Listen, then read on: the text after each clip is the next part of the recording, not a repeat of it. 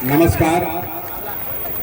आप सभी साथियों का, यहाँ जो लोग इतनी गर्मी में समय निकाल कर आए हैं, आज शाम में शादी ब्याह विवाह कई आदमी के नेता हकारी खाती भी जाए के बाद आप यहाँ समय निकाल कर आए हैं। हमारे जो मंच पर साथी बैठे हैं, बहुत सारे लोगों ने बड़ी मेहनत करी है इस सभा को आयोजित करने में, तो सबको हाथ जोड़कर प्रणाम करने के सबको धन्यवाद दे रहे हैं।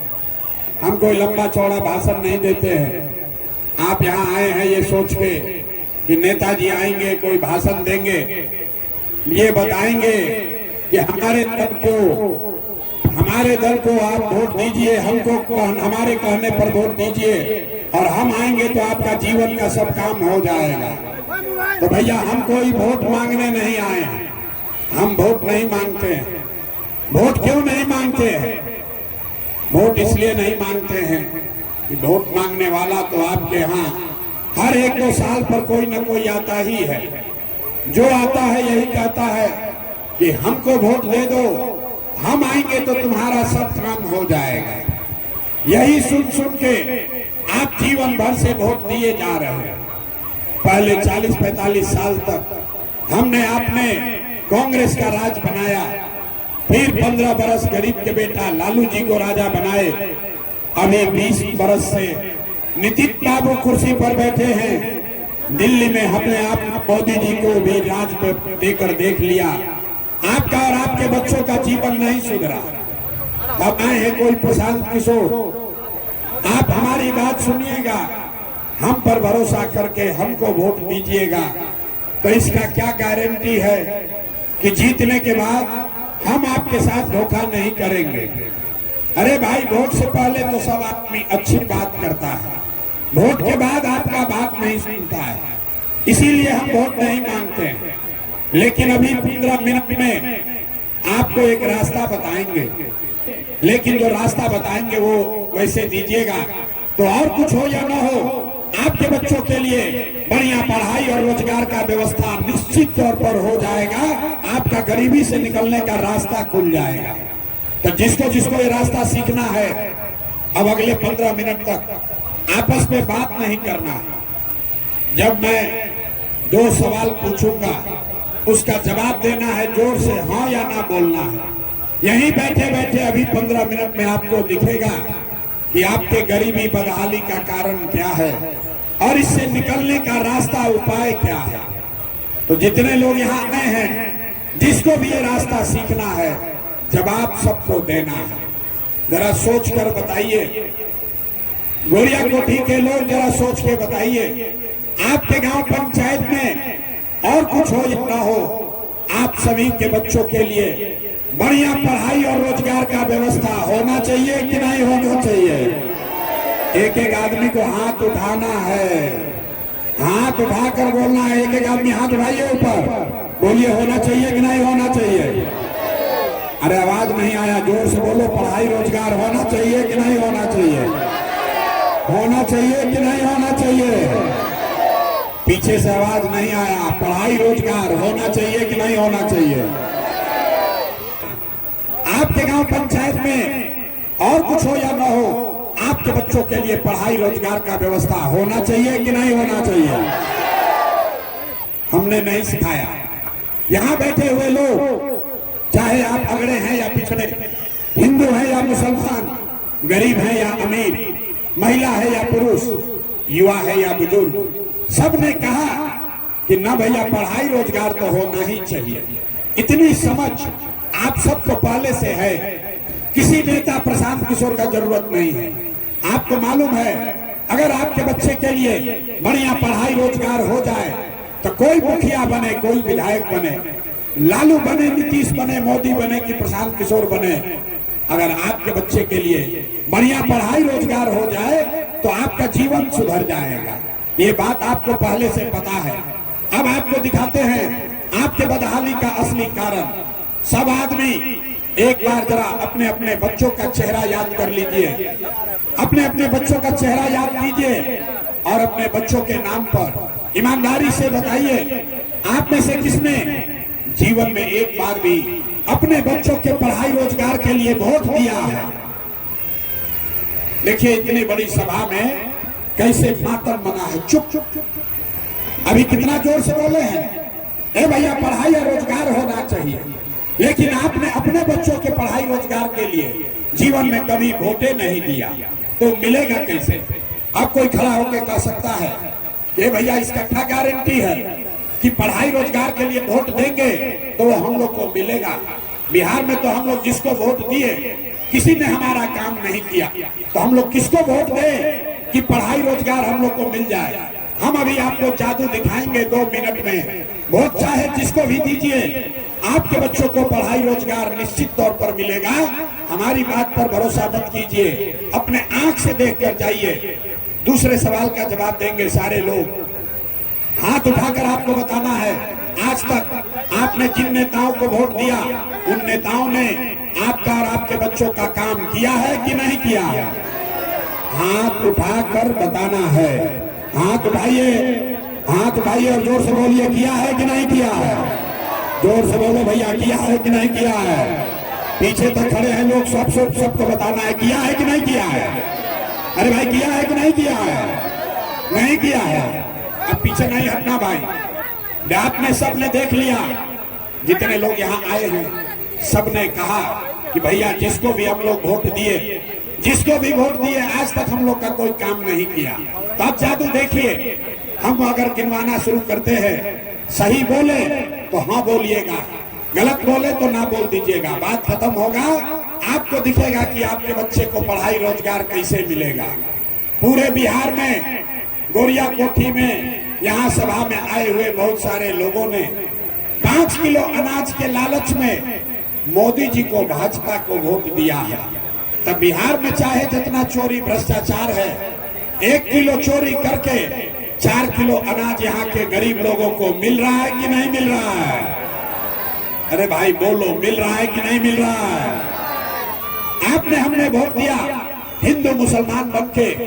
चुनाव से पहले भाजपा के नेताओं ने कहा सारे हिंदू एक हो जाइए, अयोध्या में राम जी का मंदिर बनाना है, अयोध्या में राम जी का मंदिर बनाना है।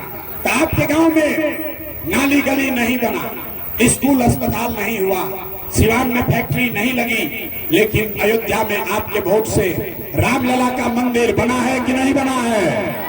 वोट दिया जाति के नाम पर, अपने जात के नेता को।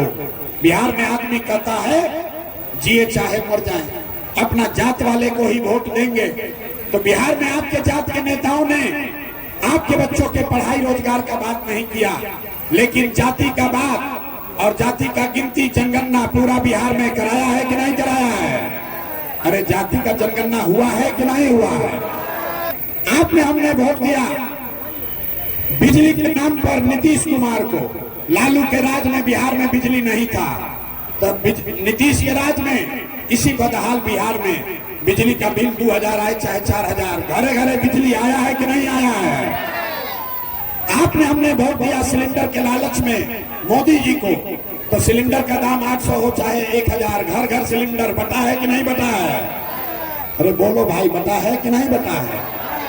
आपने हमने वोट दिया मोदी जी का भाषण सुन के कि मोदी जी गुजरात में बड़ा विकास किए हैं।